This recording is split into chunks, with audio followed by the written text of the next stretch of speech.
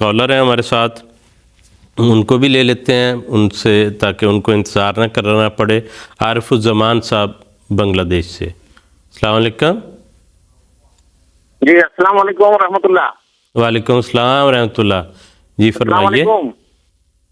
جی میرا سوال ہے رمضان کی فرض روزہ توڑنے کا کفارہ کیا ہے؟ جی ٹھیک ہے عارف الزمان صاحب، بہت شکریہ ہمارے ریگولر ویورز میں سے رابطہ رکھنے والے، کال کرنے والے، اس کے علاوہ بھی سوالات۔ جزاک اللہ، آپ کا سوال آ گیا۔ منصور صاحب وہ کہتے ہیں رمضان کا فرض روزہ جو ہے وہ توڑنے والا اگر کوئی توڑ دیتا ہے اس کا کفارہ کیا ہے؟ اس کا کفارہ حدیث میں یہ اس رنگ میں ذکر ملتا ہے کہ اگر کوئی شخص جان بوجھ کر عمدن روزہ توڑتا ہے جانتے بوجھتے ہوئے، تو ایسا شخص اگر ایک غلام آزاد کر سکتا ہے توفیق ہے تو وہ کرے، اگر ایسا نہیں کر سکتا تو پھر اس کے بدلے میں 60 مسکینوں کو کھانا کھلا دے۔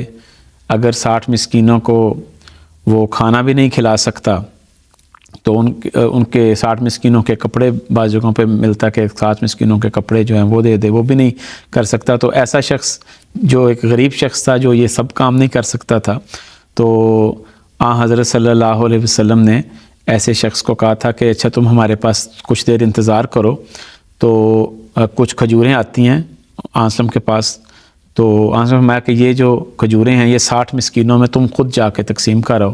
تو اس نے عرض کیا کہ یا رسول اللہ مجھ سے زیادہ غریب کوئی نہیں ہے، تو وسلم میں اچھا چلو تم ہی یہ سب کھجوریں جو ہے وہ رکھ لو۔